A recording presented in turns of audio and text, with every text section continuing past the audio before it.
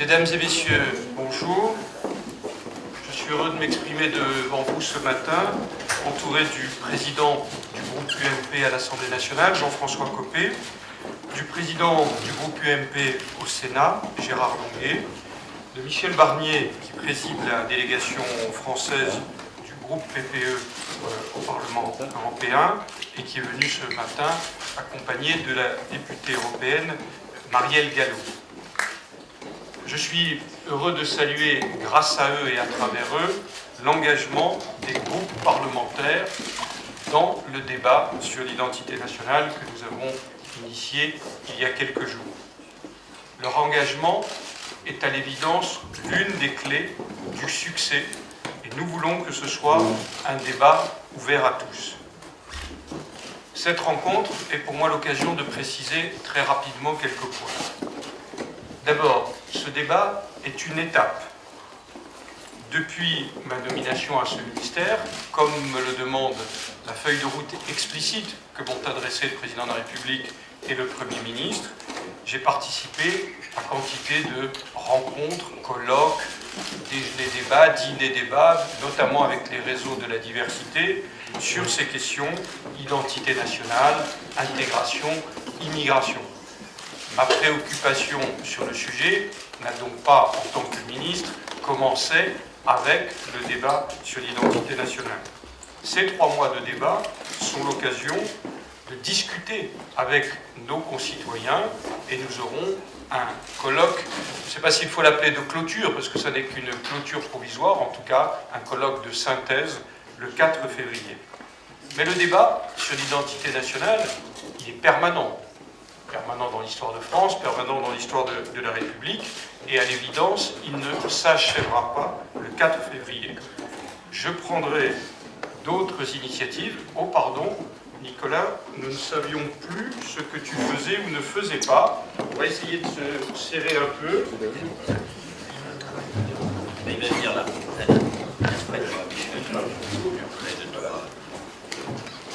Je salue donc l'arrivée de Nicolas About, qui est président du groupe Union Centriste au Sénat. Je disais donc que ce débat ne s'achèvera pas le 4 février et que je prendrai d'autres initiatives après les élections régionales.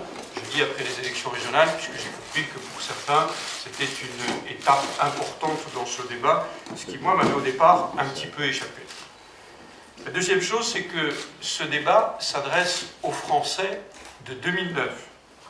Ça veut dire que ça n'est pas une séquence nostalgique. Nous avons un héritage, nous avons des valeurs, et en même temps, cet héritage et ces valeurs n'ont dans ce débat qu'un intérêt, celui d'essayer de nous préparer ensemble à préparer l'avenir, un projet d'avenir, un projet de vie collective qui soit partagé, ce fameux vivre ensemble qui doit être réactualisé.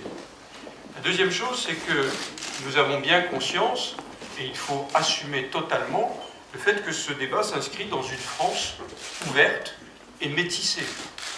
France métissée, c'est l'expression qu'utilise régulièrement le président de la République. Ça veut dire que les questions, puisqu'elle nous est rituellement posée, cette question d'immigration, d'intégration, oui, font partie prenante de ce débat. Elles sont ni une obsession, ni un tabou. La France est diversité, avait dit Brodel, elle est plus diversité que jamais. Nous devons l'assumer. Je rappelle que 200 000 étrangers entrent sur notre sol chaque année au titre du long séjour, que 110 000 accèdent à la nationalité française et qu'un mariage sur 4 est un mariage mixte, associant donc un Français ou une Française à un étranger ou une étrangère. Donc, l'immigration, l'intégration ne sont ni une obsession, ni un tabou, c'est une réalité, ça fait partie de notre identité nationale. L'immigration a contribué à l'édification de notre identité nationale. Mais les débats s'adressent non seulement à tous les Français, je vais y revenir, aux étrangers qui vivent sur notre sol. Je suis très heureux de constater que dès hier sur le site, beaucoup d'entre eux ont participé, et même aux francophones et aux francophiles de par le monde. Vous verrez qu'à partir de demain, sur le site que nous avons ouvert et dont vous avez la page d'accueil dans les dossiers de presse, de nombreux francophones et francophiles vont s'exprimer sur le sujet. J'ai été frappé depuis une semaine de constater que beaucoup d'entre eux nous disent, au fond, vous ne vous appartenez pas, vous nous appartenez aussi.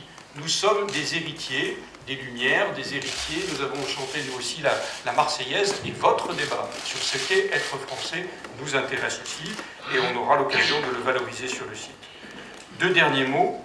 D'abord, le débat doit associer le plus grand nombre de nos concitoyens.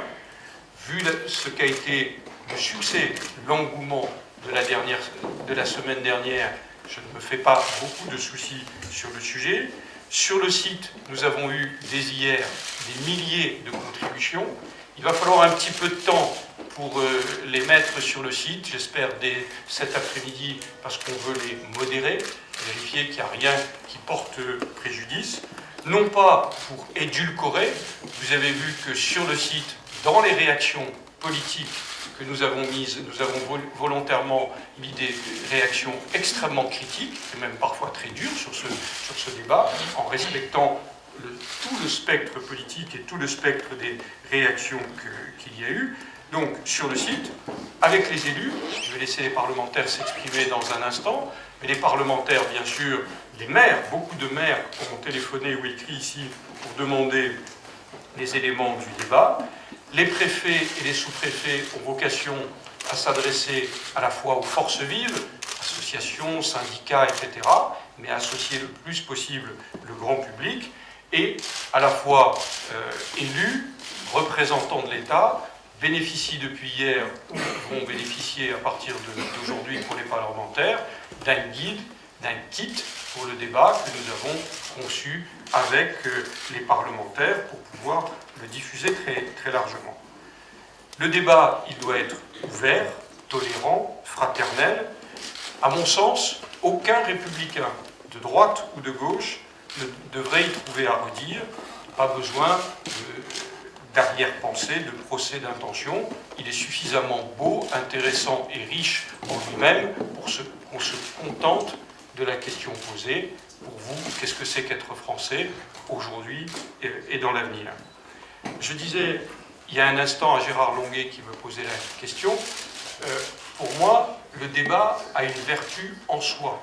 C'est-à-dire qu'au-delà des premières propositions que nous avons mises sur la table et que vous retrouverez sur le site, des propositions qui concernent l'ensemble de la communauté nationale ou l'intégration des étrangers, je crois que le débat a une vertu en lui-même.